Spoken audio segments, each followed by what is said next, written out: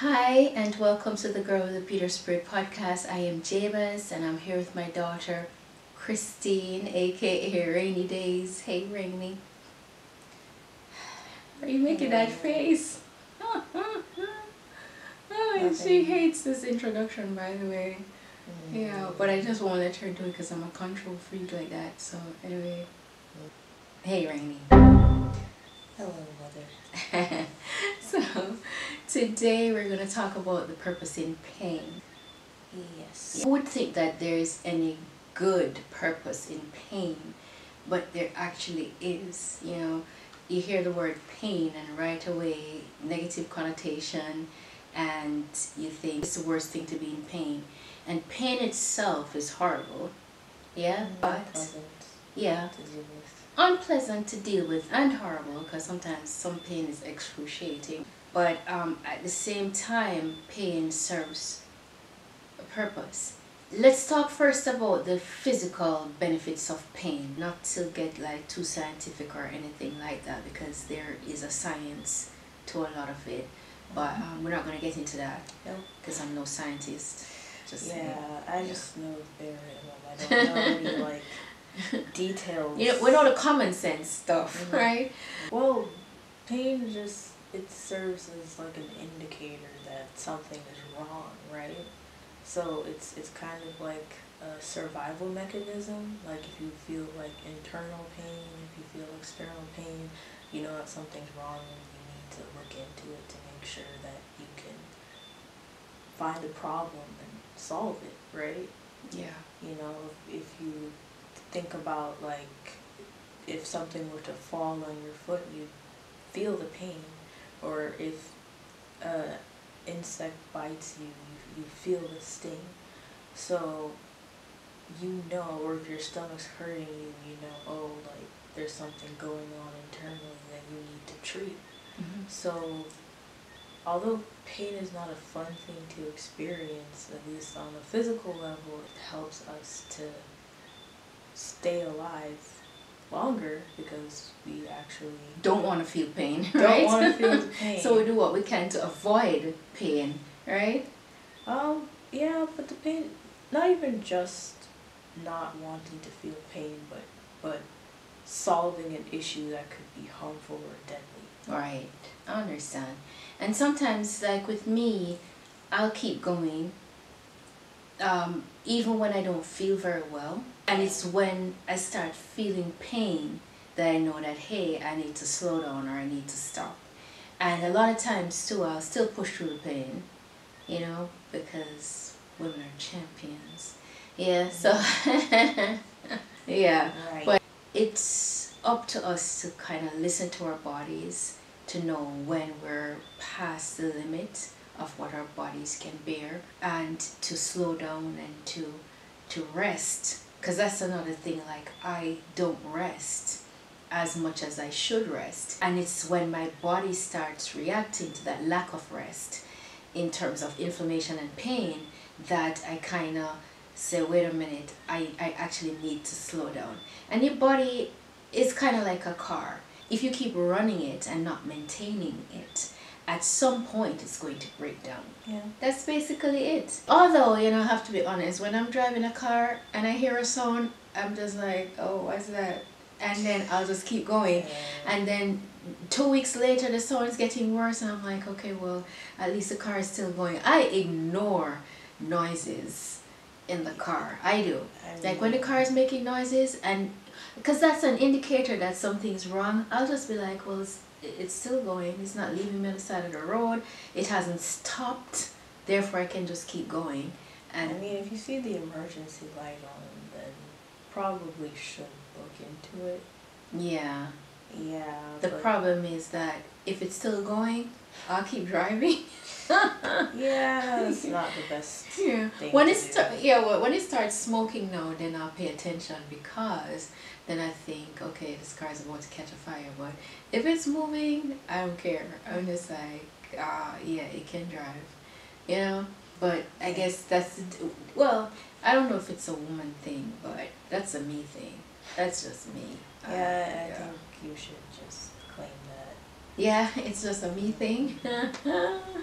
Yeah, have a ton load of things to do, and I'm like, if I keep stopping every time my body says stop, then I'll never get anything done. It's kind of counterproductive if you do run yourself into the ground. They say like to work smarter, not harder, right? Mm-hmm. Mm-hmm. So I guess similarly with a car, you would have to just pay attention to when like certain lights come on. Indicators come on. Yeah. Yeah, I don't drive, so I don't know what that is. Indicators come on. Yeah, well, your car's on E. Yeah. Like you said, check engine light. Check the engine lights. You know, you need to change your oil. You need to replace the oil light. Yeah. You need to fix the headlights. It doesn't make sense to wait, like just having those problems like piling up. Like you deal with them when they happen, so that as to maintain the car, right? You're not gonna keep driving until everything falls apart, right?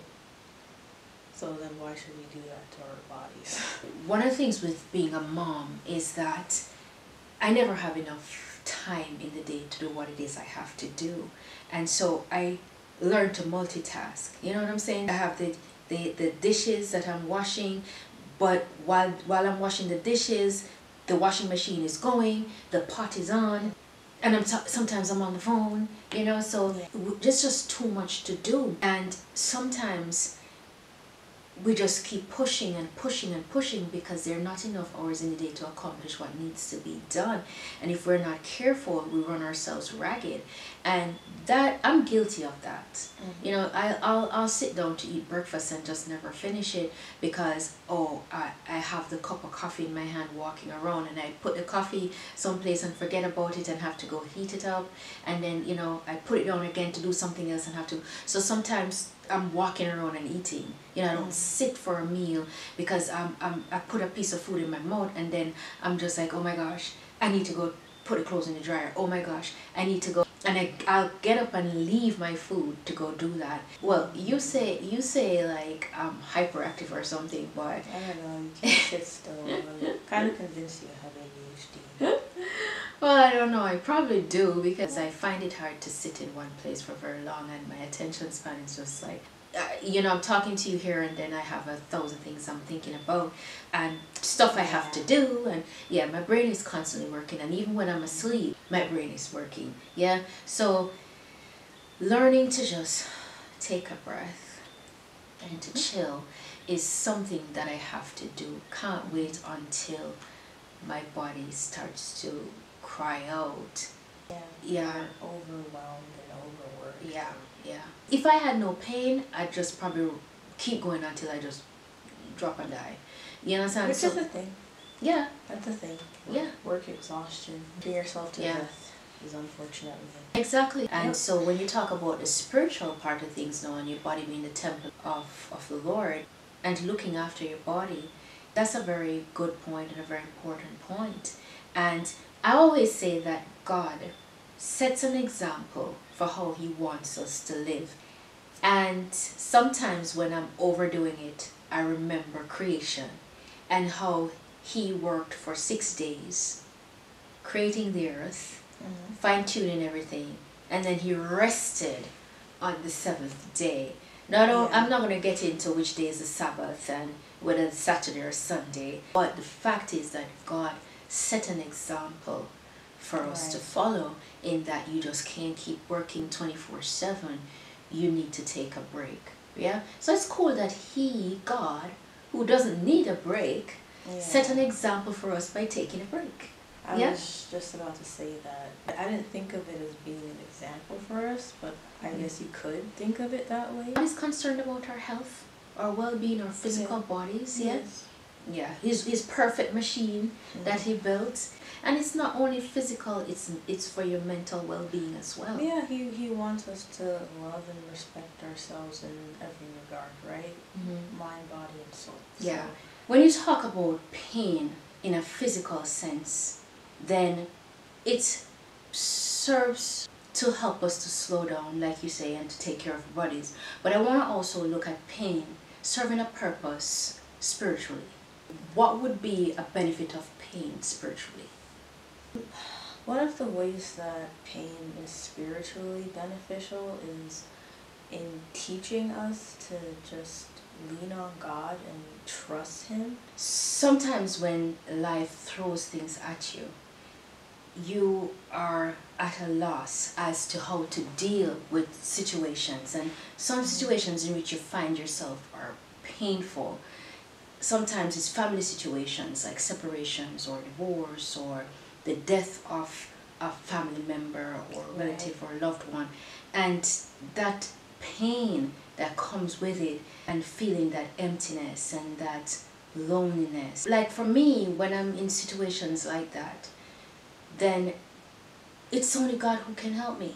You know what I'm saying? It's like that is when I lean on Him the most, because sometimes I'm literally saying, God, I don't know what to do. God, I can't stand this pain. God, I need you to help me. And knowing that He is there and He cares makes a difference. It gives comfort in so many ways. For example, like maybe a song, the lyrics of a song, or maybe somebody says something to you that is encouraging to you. Like I remember when I thought I was going to be healed and God said no, He wasn't going to heal me. I remember sitting there like really stunned and shocked, and Kind of disappointed. yeah, and really disappointed. And there was a kind of pain there, because I'm like, you know, you love me and you say you're going to use me for something special, then why wouldn't you heal me? Right. Yeah, and He said no, because you're going to become complacent. So He has a reason for that. Yeah, for putting me where I am. I was grappling with this situation and just kind of not being okay with it, until He sent a church sister over to me to say that, like Paul, God's grace is sufficient for you. Yeah, because His strength is made perfect in weakness. And I was like, whoa. And so He does that. Right. Yeah, He does that. He puts us through difficult situations where we have no other choice but to turn to Him and to lean on Him and to trust Him. And it really helps us to build a relationship with God. It helps us to strengthen our faith in Him. When He gets us through those moments, or He delivers us from certain trials and tribulations, it really helps to strengthen our faith in Him. Last year, at the beginning of the year, I got a call from my doctor during class, and I remember just asking the teacher to excuse me for a minute, because I knew that if they were calling me, it must be important. And I remember going outside and taking the call, and I knew that something was probably wrong, but I had no idea that she was going to tell me what she did. And I could just hear in her voice that it wasn't good. She just told me that they found something in my lab tests, and that it was a rare cancer, and that I would have to seek treatment as soon as possible. And I just remember feeling like my world just like fell apart. I went back to class and I was just really out of it. I remember I couldn't keep my head up. I eventually ended up resting my head on the desk and just like crying. And my teacher, was such a nice lady that she ended up, coming to me after class and asking me what was going on and if I didn't mind telling her, and so I did, and she was really understanding and supportive, and I just see that as, you know, God providing the support I needed in that time. And she ended up hugging me and telling me if I need anything, just let her know. If I need any help with resources, school resources to deal with the situation, I can email her and she'll help me, which is not something she even needed to do. So I really appreciated that, but that was the start of a very difficult time in my life, as you know. Yeah, as I well know. It wasn't just pain on her end. As a mother, that's one of the worst things you could hear. Your child has cancer. And not only that, it's rare. And so we had to act immediately because we didn't know how bad it would have been. They were very concerned with how long the growth had been there. Yeah, because it had been there for a while. And so, yeah, they were expecting it to be pretty bad. Yeah. And, you know, as a mom hearing that was really hard for me. And then having to watch you go through that. And this is me, like, trying my best to cheer her up, trying to encourage her to lean on God, trying to encourage her to just trust God. And all the while, I'm in anguish. Yeah. So, but then I couldn't let her see my anguish because that would further bring her down. So here I was having to be strong for her when I was going through a pain myself, because I had to face the possibility that I might very well lose my daughter, my only daughter, not my only child, but my only daughter. And losing any child is horrible, but you know, I'm just like, oh my gosh, this is my one daughter, my only daughter, and I'm just like, I don't want to have to go through that. I do not want to lose my child. We did not have enough time. We don't yet have enough time.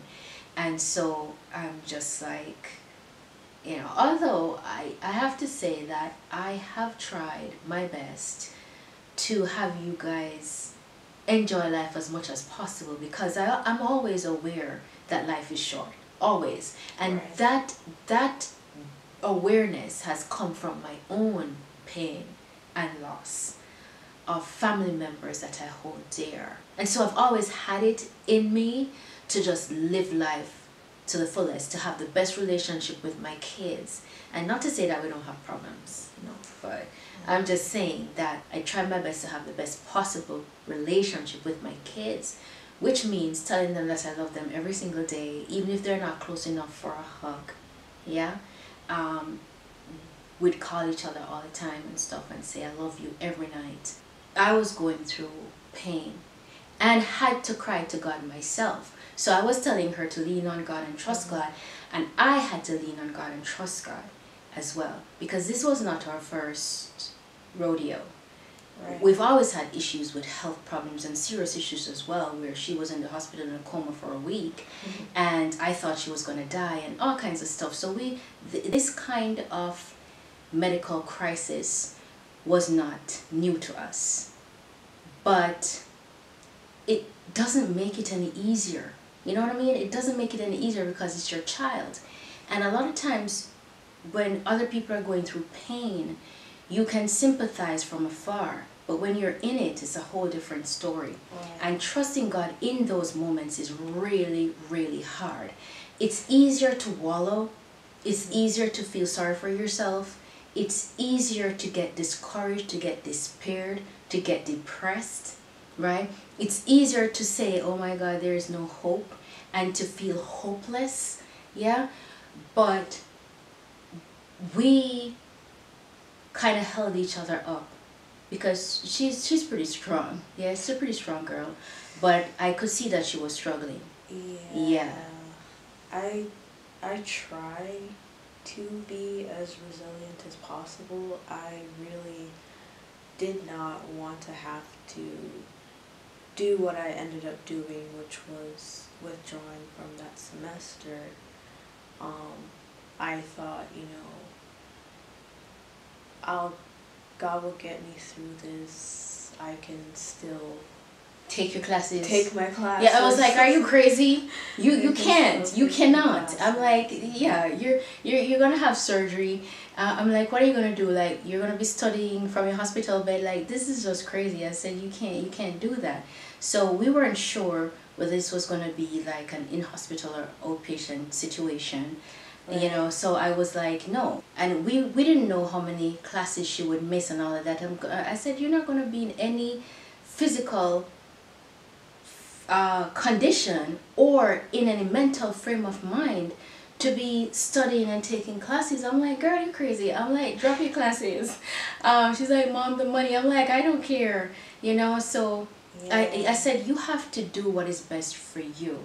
And I think, to be fair, there was also a level of, I think, denial on my end. I just wanted to keep acting as if nothing ever happens, just keep going to class, just keep doing what I need to do. I'm really grateful, and I see God's mercy and His grace and the support that He provided me during that time, and you guys as well as my friends. And I remember calling them and them just reassuring me that I was going to be all right, and I really appreciated that so much at the time. Yeah, I have to say, you have really great friends. You don't have a lot of friends, but you have really great friends. I don't quality over quantity. Yeah, exactly, and I feel the same way as well, right? Yeah. So yeah, you have great friends, and one of your friends in particular is deeply spiritual and rooted in Christ, and right. and she was just really phenomenal in her support, in encouraging you to trust and lean on God in this situation. So you know, God is amazing. He always puts us where we need to be, sends the right people our way, and this is His way of helping us through our pain and suffering by putting us with the right support, right? Yeah, and you know, God is so good that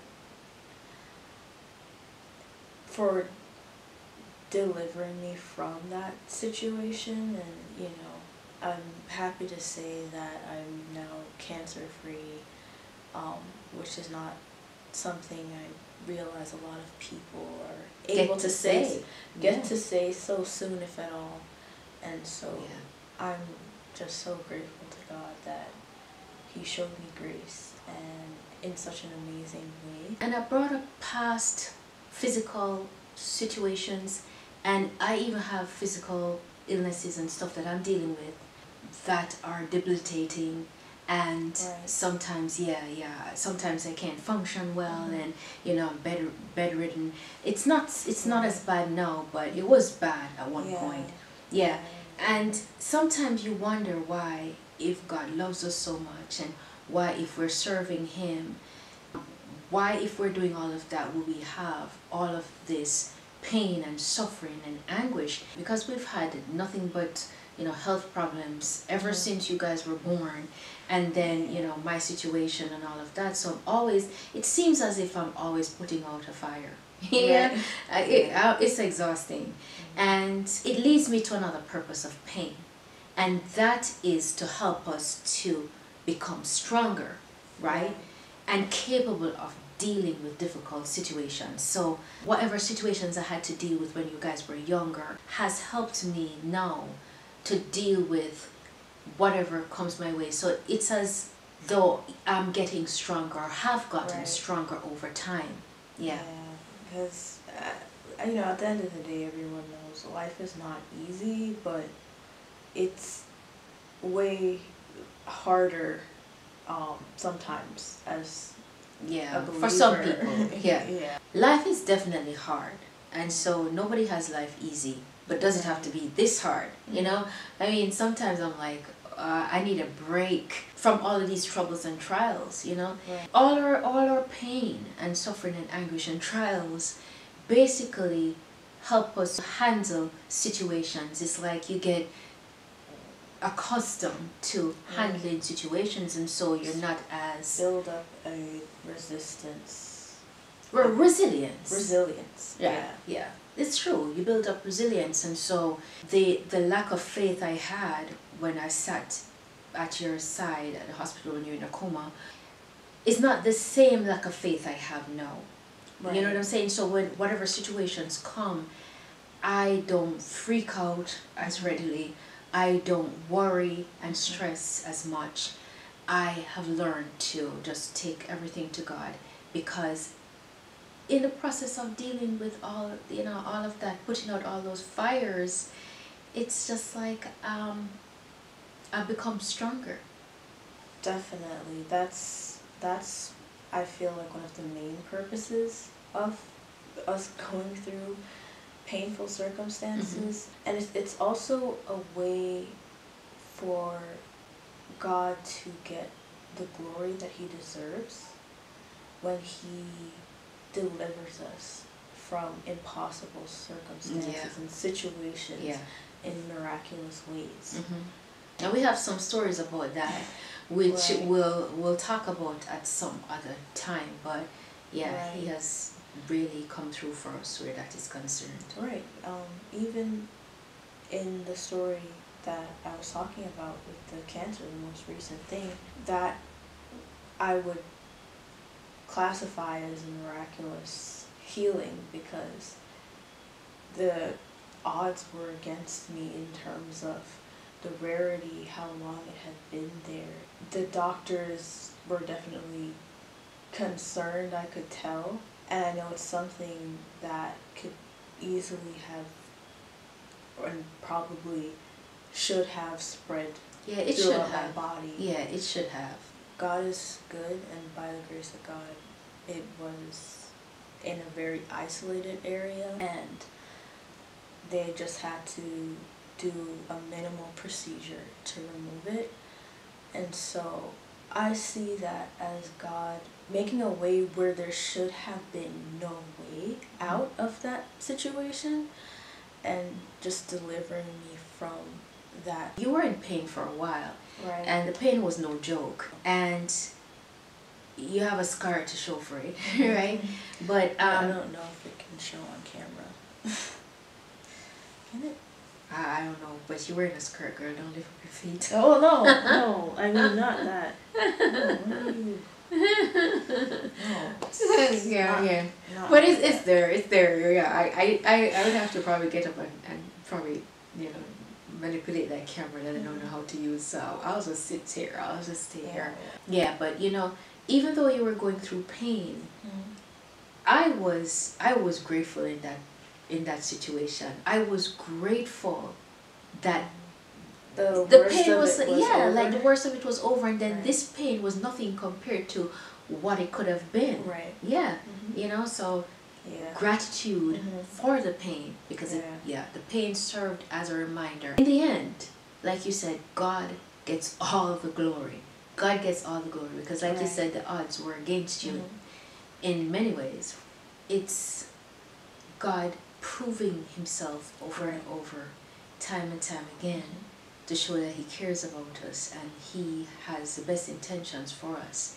The thing is that these trials that we go through are a testament to his goodness, because he always delivers. Yeah, he always delivers us, and sometimes it's not in the way that we would want. No. Right? Yeah, let's not forget that. Like sometimes sometimes I'll say, Jehovah, I really don't understand what you're doing. And I don't, because I don't know the plans that he has. I know the plans I have for myself, but they're nothing, because many are the plans in a man's heart, but it's the will of God that prevails. It's God's will that prevails. And so our paths are already laid out, right? And and if our lives were going smooth, I'm not going to tell any lie. If my life was a bed of roses, I might forget God. You understand what I'm saying? And when I say forget God, not that I'm not going to worship him and serve him, because I never turn my back on God. Right. But I might get slack in going to him, in talking to him, in communing with him, in fellowshipping with him, in developing our relationship, because life is just on him, trusting exactly, because life is just going great. Right. That doesn't serve to glorify God. No, when you think about it. No. We don't depend on ourselves because we have a dependable God who's always looking out for us and taking care of us, and no matter what happens, because illness is not something easy to deal with, pain, suffering, anguish, but look at when Jesus was walking on earth, one of his friends actually died, Lazarus, and so Jesus also had to deal with pain, and the Word of God says Jesus wept. So we don't serve a God who does not understand what we're going through. I'm happy that Jesus came and experienced that and can relate to us in that kind of way, and have that bond and friendship because he walked the walk. Understand. Yeah. I also do that. I also will say to God that I know that he understands how I feel, and I think that's very important for us to remember, because I do know a time where I didn't really think about God understanding my pain. I just thought, okay, he's not going to be happy if I don't do what he needs me to do. He's not going to care about how I feel. As long as I do what he requires of me. And so for a while I didn't feel so comfortable going to God with my feelings. But over time he has I don't have any problem with that. proven. I'm always going to God with my feelings. Yeah. Even when I don't need to be going to God with my feelings, I go to God with my feelings. Yeah. Yeah, I feel like I have over the years, through these trials and him, being so gracious as to show himself to me, it just gave me that trust in him to go to him with my feelings and my pain, and know that he is going to understand and empathize and comfort me. Yeah. So I'm not gonna lie and say I still don't struggle with going to God when I'm going through something difficult, but I do go to him a lot more with my feelings these days. I don't make a habit of running to people with all of my problems all the time. I make it a practice of mine to go to God first. Right. Yeah, and it is pain and suffering and anguish that has taught me to do that. Because sometimes I realize that I can't rely on people, and the people you're counting on to have your back don't have your back. And so that depending on people does not work out. And there are good people in the world, don't get me wrong. But my strength is in God, because people can fail you, but God never ever fails. That's the thing. We've learned over the period of pain and suffering and anguish in this family is that God never fails, always has our back. And I remember going to God, and this is so hard to talk about because when you think of cancer and losing your child, and I remember saying to God, please don't take my daughter. Please don't take my daughter. My daughter is young. She has so much to do in life, and I don't feel like I've had enough time with her. But it is not my will. It is yours. And I had to be okay with that. And as hard and painful as it was for me to say, I believed it, that it was in the end God's will. And if he decided to take her, then what can I do? And I could not be mad at him for it. And when I was struggling with it, he said something to me that was so comforting. He said that even if he should take her now, in her short life, she has done more in her walk with him than a lot of people who live to be 100. And when I heard that, I thought, wow. So that means that if he decided to take her, what could I say? She would have served her purpose, and she would have accomplished what God put her on earth to do. And that's the thing. people need to remember that we're not here. I don't care what you think on your own devices. You're not here just living life because you have any kind of power. You are here on God's mercy. And so when he said that to me, I thought, wow, even if she should go, I had 20 odd beautiful years with this girl that we, you know, sometimes we quarrel and argue and whatever, but, you know, love her to death. So even if God does not relieve us of our pain because it serves a purpose, he gives us the strength to endure, and his grace is definitely sufficient for us. So is that a wrap? Yep. Yep, that's a wrap. Thanks for tuning in and for sticking with us until the end, and do come back. Until next time, blessings.